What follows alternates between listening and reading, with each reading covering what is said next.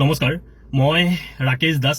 আজি অতি দুখেৰে মই কথাখিনি আপোনালোকৰ আগত ক'ব বিচাৰিছো। কোনোবাই যদি ভাল পায় ভাল পাওক, কোনোবাই বেয়া পালেও মোৰ ক'বলগীয়া একো নাই। আজি মোৰ মনৰ কথাখিনি মই আপোনালোকৰ আগত ক'ম। মই এজন ভাৰতীয় জনতা পাৰ্টিৰ কাৰ্যকৰ্তা, শোণিতপুৰ জিলাৰ প্ৰাক্তন সভাপতি যুৱ মৰ্চাৰ আৰু বৰ্তমান ৰাজ্যিক সদস্য। কিন্তু আজি মই অপমানিত হৈছো, ৰাস্তাত অপমানিত হ'বলগীয়া হৈছে। কাৰণটো হ'ল টুল টেক্স। মই টুল গেটত আজি পইচা দিব পৰা নাই। মোৰ মানে পইচা অলপ কমেই আছিল, সঁচা কথা যিটো পইচা অলপ কম আছিল। তেতিয়াহ'লে মই কি কৰোঁ, ধৰক মোৰ যি পাৰ্টিৰ আই কাৰ্ডখন আছে শোণিতপুৰ জিলা যুৱ মৰ্চাৰ আৰু ৰাজ্যিক যি এক্সিকিউটিভ সভাত আমাক যি আই কাৰ্ডখন দিয়ে মোৰ গাড়ীত আছিল, মই দেখুৱাইছো। তাৰপিছত তেখেতসকলে ক'লে, লগে লগে যিটো উত্তৰ দিলে যে যুৱ মৰ্চা কোনো মৰ্চাৰ এলাও নাই, কেৱল মূল সমিতিৰ কাৰ্যকৰ্তাৰ এলাও আছে, এনেকুৱা ধৰণৰ কথাখিনি ক'লে। মোৰ এনেকুৱা খং উঠিছে, ভাই দিনে নিশাই পাৰ্টিৰ কাৰণে কাম কৰি আছো, মৰ্চাই কি কাম নকৰে নেকি? কি কথা ক'ব আহে হে আপোনালোকে?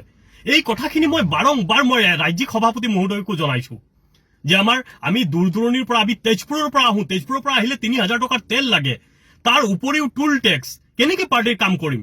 প্ৰভাৰী গ'লে ইমান দূৰত আমি যাওঁ, ইমান কষ্ট হয়, কম কষ্ট হয় নেকি? বছৰত এটা কাম মন্ত্ৰী মিনিষ্টাৰ বিধায়কৰ পৰা এটা কাম নাপাওঁ, বিচাৰি বিচাৰি ভাগৰি যাওঁ। আপোনালোকে যদি একোৱেই কৰি নিদিয়ে আমাক, আমি কেনেকে কি কৰিম? পাৰ্টিৰ কাম কেনেকে কৰিম? ইলেকশ্যন কেনেকে জিকে আপোনালোকে জানে নেকি? কেৱল মূল সমিতিৰ মানুহখিনিয়ে কাম কৰিলে ইলেকশ্যন জিকা নহয়। মৰ্চাই দিনে নিশাই কাম কৰি আছে।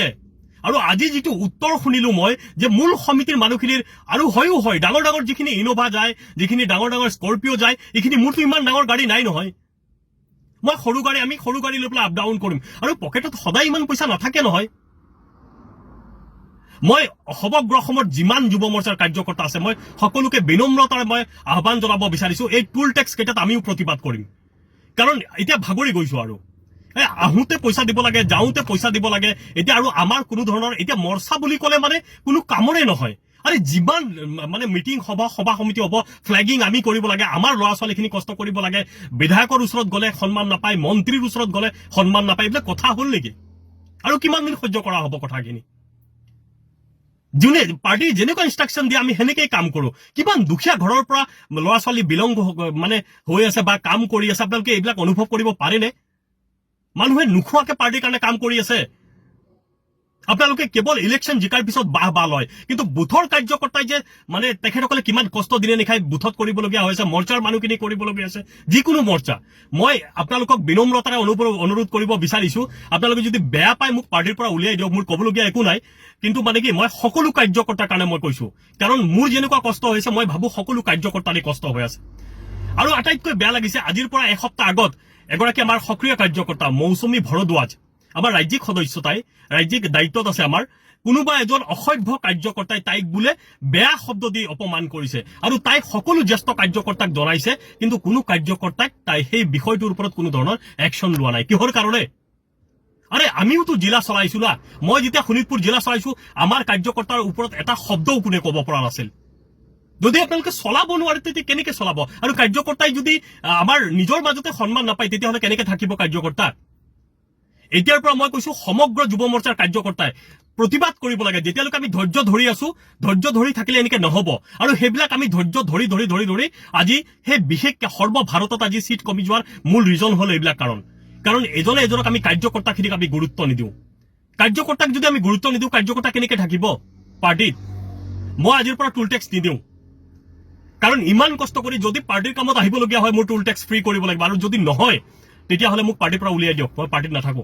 আজি ৰাস্তাত অপমানিত হ'বলগীয়া হ'ল। মই মন্ত্ৰী মহোদয়ৰ কথা কৈছো, বিধায়কৰ মহোদয়ৰ কথা কৈছো, আই কাৰ্ড দেখুৱাইছো, তেখেতসকলে কয় আমি মন্ত্ৰী চন্ত্ৰী চিনি নাপাওঁ। আৰে আপোনালোকৰ লাজ নালাগিব পাৰে, মোৰ লাজ লাগিছে, মোৰ বেয়া লাগিছে। আজি এই কথাখিনি মই এনে কোৱা নাই, মই জানো মোৰ ওপৰত একশ্যন হ'ব, কিন্তু কি কৰিম? মই যেনেকে অপমানিত হৈছো, মই ভাবো গোটেই অসমত কাৰ্যকৰ্তা এনেকে অপমানিত হৈছে। আৰু আপোনালোকে ইনষ্ট্ৰাকশ্যন দিয়ক, মন্ত্ৰীকো ইনষ্ট্ৰাকশ্যন দিয়ক, বিধায়কক ইনষ্ট্ৰাকশ্যন দিয়ক, যিখিনি মানে দিনে নিশাই কাম কৰি আছে কাৰ্যকৰ্তাখিনিক, তেখেতসকলক বছৰত 2-3টা কাম দিব লাগিব। যদি কাম দিয়া নহয়, কেনেকে আমি চলিম? হেই, পাৰ্টিৰ কামত তেল ভৰিবলগীয়া হয়, টুল টেক্স দিবলগীয়া হয়, ইমান দূৰ দূৰ গোটেই অসমত। আজি মই ঢকুৱাখানাৰ পৰা ভাৰী হৈ আছো, তাতে যাবলগীয়া হয়, কেনেকে যাম? এবাৰ কথাখিনি আপোনালোকে ভাবিছেনে? যদি মোৰ কথাখিনি কোৱাত ভুল হৈছে, হয়তো মই উগ্ৰ সুৰত কৈছো, কিন্তু লাগিব। আপোনাকো যদি ৰাস্তাত কোনোবাই অপমানিত কৰিব, এনেকে গাড়ী ৰখাই পেলাই, মোৰ পিছফালে মোটামুটি 10খনমান গাড়ী পেলাই পিছফালে লাইন লাগি আছে, তেখেতসকলক মোৰ বুজাওঁতে তাৰ পিছত মই এনেকে পাৰ হৈ আহিবলগীয়া হৈছে। তেখেতসকলে এনেকে অপমান কৰিছে যে মই এতিয়াতো ৰাস্তাত মাৰপিট কৰিব নোৱাৰো। মোৰোতো এটা সন্মানৰ কথা আছে বাৰম্বাৰ মই ৰিকুৱেষ্ট কৰিছো যে মন্ত্ৰীৰ কথা কৈছো কোনো ধৰণৰ আৰু ৰাজ্যিক সভাপতি যুৱ মৰ্চাৰ সভাপতিকো মই জনাইছিলো কথাটো কিন্তু কথাখিনি ইমান গুৰুত্ব নহয় আমি যুৱ মৰ্চাৰ কাৰ্যকৰ্তা না হেনেকে হলে কিন্তু পাৰ্টিত কাৰ্যকৰ্তা নাথাকে মই আজিয়ে কৈ দিলো আৰু মই জানো মোৰ ওপৰত একশ্যন হ'ব দিয়ক ৰাস্তাততো অপমান নহম না ভুল হলে মোক ক্ষমা কৰিব